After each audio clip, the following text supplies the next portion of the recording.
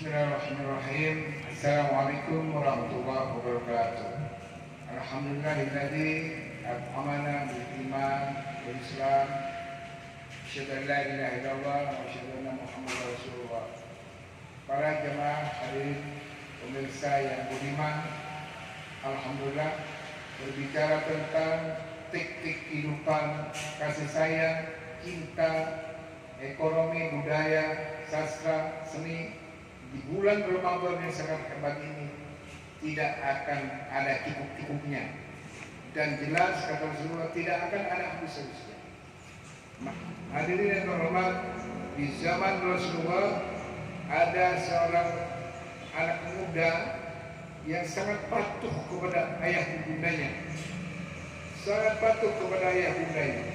Kemanapun ayah bunda yang pergi, atau ibundanya, dia tetap mengawal beliau. Kemana, ke pasar, bekerja, bersilaturahmi, sang putra ini mengawal sekawal-kawalnya. Ini menunjukkan rasa cintanya kepada sang bundanya. Sebab anak muda ini yakin bahwa apapun yang dia lakukan untuk orang tua, menebus apa-apa yang orang tua berikan kepada putra putrinya, tidak mungkin terbalaskan.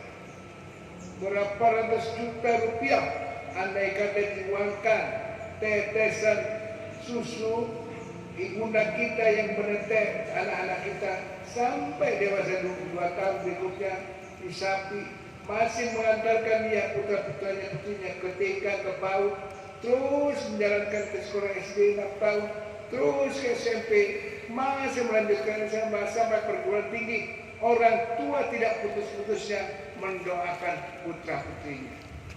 Tapi Bapak yang terhormat, para hadirin, suatu saat ketika sudah dewasa, si anak muda ini nikah, punya jodoh dengan seorang gadis. Kata ibundanya, carilah kamu jodoh yang punya agama. Ibu tidak mau kaya, punya jabatan, gajinya tinggi, tetapi tidak berakhlak, tidak beragama. Itu landasan Rasulullah cara memilih jodoh.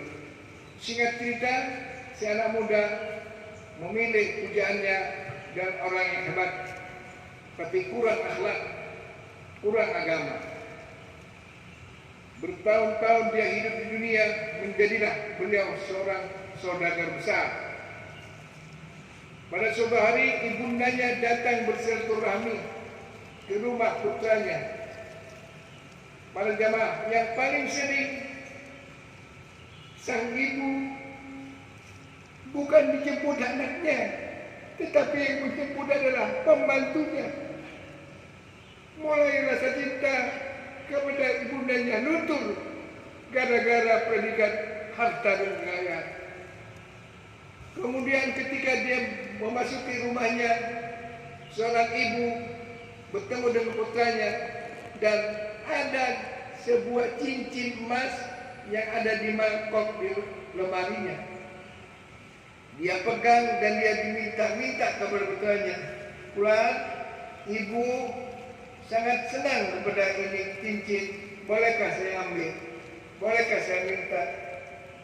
Tapi seorang anak masih menjawab, "Ibu, saya tidak akan berani memberikan ini sebelum dapat restu dari istri saya."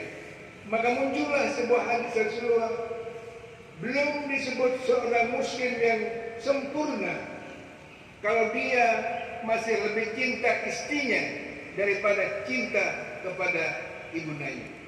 Hadirin yang terhormat, seorang pemuda, seorang ibu akhirnya meninggalkan putranya dengan cucuran air mata. Dia berdoa kepada Allah, "Ya Allah, saya tidak rida bertahun-tahun saya punya anak, menyusui, merawat sampai menjadi demikian itu. Saya tidak ridha, saya tidak ridha." Singkat cerita, si anak muda ini sudah menjelang sakaratul maut, mau meninggal, sulit, meninggalnya sulit, mati tidak mati, hidup tidak hidup, sulit, bertahun-tahun sulit, disulitkan oleh Allah. Kemudian putranya datang kepada Rasulullah, bertanya, "Ya Rasulullah, si pulang sakit keras tapi tidak mati-mati ya Rasulullah. Kata Rasulullah, masihkah ada orang tuanya? Ada ya Rasulullah. Panggil orang tuanya, suruh ikhlaskan kepadanya. Tapi tetap sang ibu, saya tidak akan mengikhlaskan kepada anak saya, karena sudah durhaka kepada saya. Kalau demikian kata Rasulullah, ambil kamu semuanya kayu-kayu itu, tumpulkan di sini. Setelah dikumpulkan, untuk apa ya Rasulullah? Si anak muda yang sudah sekarang termon ini, angkat kata Rasulullah, saya akan bakar. Saya akan bakar supaya dia cepat tidak tersiksa di dunia. Seorang ibu muncul rasa kasih sayang murninya. Dia lari kepada Rasulullah, minta maaf dan mengikhlaskan, rela kepada putranya. Ketika dia mendengarkan membacakan, rela minta kepada orang tua kepada putranya. Allah Subhanahu wa taala mencabut dengan husnul khatimah dengan ucapan asyhadu an la ilaha illallah wa asyhadu anna Muhammadar Rasulullah. Inilah sebuah cinta yang hilang dewasa ini, sebuah cinta yang digerus oleh perkembangan modernisasi, globalisasi yang sungguh sangat mengerikan untuk kita semuanya. Mudah-mudahan sekali lagi cerita tema-tema yang saya bawakan ini menggetarkan hati kita, menggetarkan kecintaan kita kepada orang tua. Untuk itu di bulan Ramadan ini, kepada hadirin yang masih punya bapak ibu yang masih hidup, hormati kedua orang tuanya. Kepada yang sudah bapak ibunya meninggal, wafat, doakan dia. Birrul walidain.